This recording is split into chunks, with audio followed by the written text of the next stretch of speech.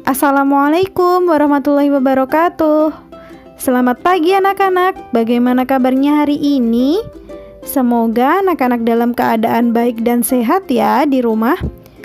Pada pagi hari ini, sebelum kita mulai belajar, marilah kita berdoa terlebih dahulu ya. Berdoa dimulai. A'udzu billahi minasyaitonir rajim. Bismillahirrahmanirrahim. Rabbi zidni ilma warzuqni fahma.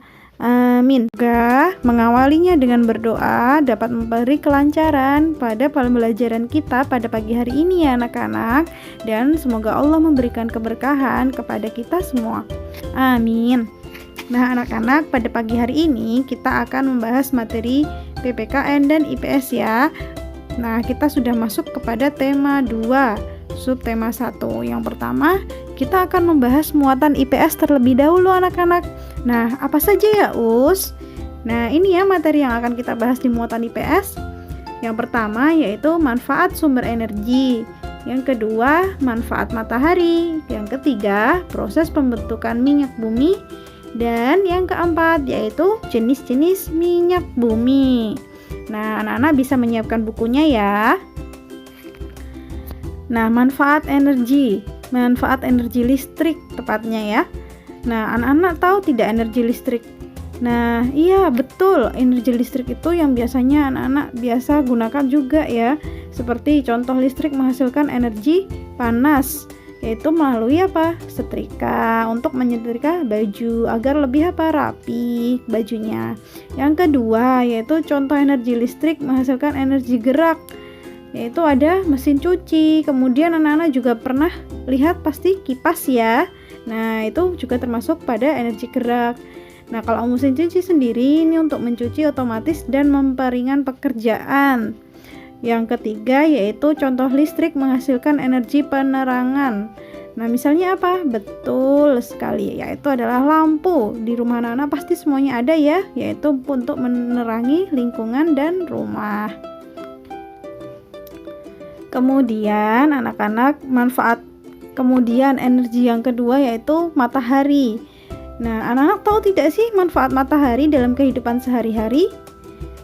Ya, manfaat matahari yaitu sebagai sumber panas. Misal sumber panas itu bisa berguna untuk proses pengeringan garam, kemudian mengeringkan baju yang dijemur. Terus matahari sebagai sumber cahaya, menerangi rumah dan bumi di siang hari ya. Jadi kita nggak perlu nih anak-anak untuk menyalakan lampu ketika siang hari. Yang selanjutnya, matahari dapat meningkatkan produksi vitamin D. Nah, apalagi dalam saat corona seperti ini ya, kita dianjurkan untuk berjemur. Kemudian matahari membantu proses fotosintesis pada tumbuhan. Dan matahari juga dapat mengatur pola cuaca. Nah, anak-anak tahu tidak bagaimana proses pembentukan minyak bumi itu?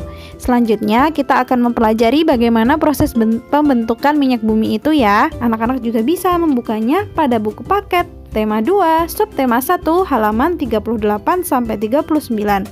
Nah, yang pertama yaitu ganggang yang hidup di danau tawar juga ada di laut mengumpulkan energi dari matahari dengan fotosintesis. Lalu kemudian ganggang-ganggang ini akan mati anak-anak, akan terendapkan di dasar cekungan sedimen dan membentuk batuan induk. Nah, seperti ini ya batuan induk. Nah, batuan induk adalah batuan yang mengandung karbon. Batuan ini bisa batuan hasil pengendapan di danau maupun di dasar laut. Nah, proses pembentukan karbon dari ganggang menjadi batuan induk ini sangat spesifik anak-anak. Itulah sebabnya tidak semua cekungan sedimen akan mengandung minyak atau gas bumi. Nah, batuan induk yang terkubur di bawah batuan-batuan lainnya ini berlangsung berjuta-juta tahun anak-anak. Nah, semakin ke dalam atau masuk amblas ke bumi, suhunya akan bertambah. Nah, minyak ini terbentuk pada suhu antara 50 sampai 180 derajat Celcius. Tetapi puncak kematangan terbagus akan tercapai jika suhunya mencapai 100 derajat Celcius. Kemudian anak-anak, suhu tinggi ini akan memasak karbon yang ada menjadi gas. Nah, karbon yang terkena panas dan bereaksi dengan hidrogen membentuk hidrokarbon. Minyak yang dihasilkan oleh batuan induk yang telah matang ini berupa minyak mentah. Salah satunya yang terpenting adalah berat jenis dan kekentalannya. Nah, anak-anak tahu tidak yang ada pada batuan cekung itu? Nah, minyak ini akan tertangkap dan siap ditambang anak-anak. Nah, minyak ini kan memiliki berat jenis yang lebih rendah daripada air, cenderung akan pergi ke atas. Nah, ketika minyak ini tertahan oleh sebuah bentuk batuan yang menyerupai mangkok terbalik ini, nah, minyak ini akan tertangkap dan siap ditambang. Selanjutnya, anak-anak tahu tidak jenis minyak bumi itu ada apa saja? Yaitu ada bensin dan solar yang biasa digunakan sebagai bahan bakar kendaraan. Kemudian ada minyak tanah. Iya betul, biasanya untuk penerangan ya, seperti lampu petromak, dan bisa juga untuk memasak. Kemudian ada aftur, yaitu bahan bakar pesawat, serta aspal sebagai bahan dalam konstruksi jalan. Selanjutnya, kita akan membahas muatan PPKN, yaitu tentang hak dan kewajiban. Anak-anak tahu tidak apa itu hak?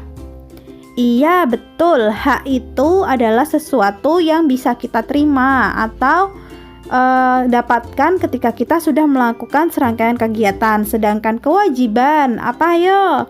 Yaitu segala sesuatu yang harus kita lakukan dengan penuh tanggung jawab. Nah, itu adalah hak dan kewajiban anak-anak. Nah, dalam kaitannya ini yaitu dalam penggunaan air.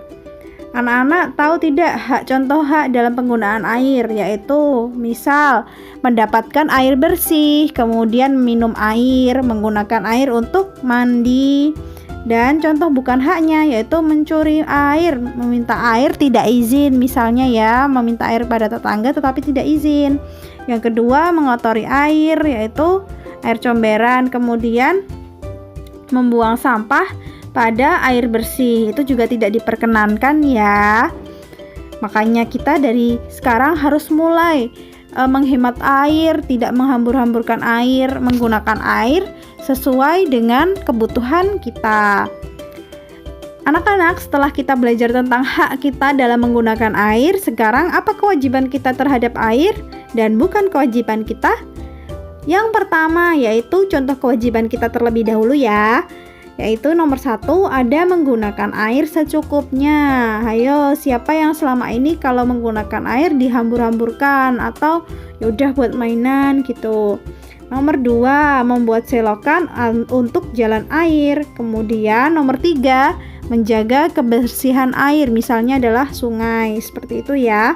Kemudian yang bukan merupakan kewajiban kita, mencemari air. Nah, ini tidak diperkenankan. Kemudian membuang air tadi ya. Dan yang ketiga, membiarkan air mengalir tanpa selokan. Nah, anak-anak, bagaimana pembelajaran kita pada pagi hari ini? Semoga anak-anak bisa memahami materi dengan baik ya. Kurang lebihnya dari Ustazah mohon maaf. Sebelum Ustazah tutup, marilah kita ucapkan hamdalah bersama-sama. Alhamdulillahirrabbilalamin. Jazakumullahu khairan katsir. Selalu jaga kesehatan dan salam untuk keluarga di rumah. Wassalamualaikum warahmatullahi wabarakatuh.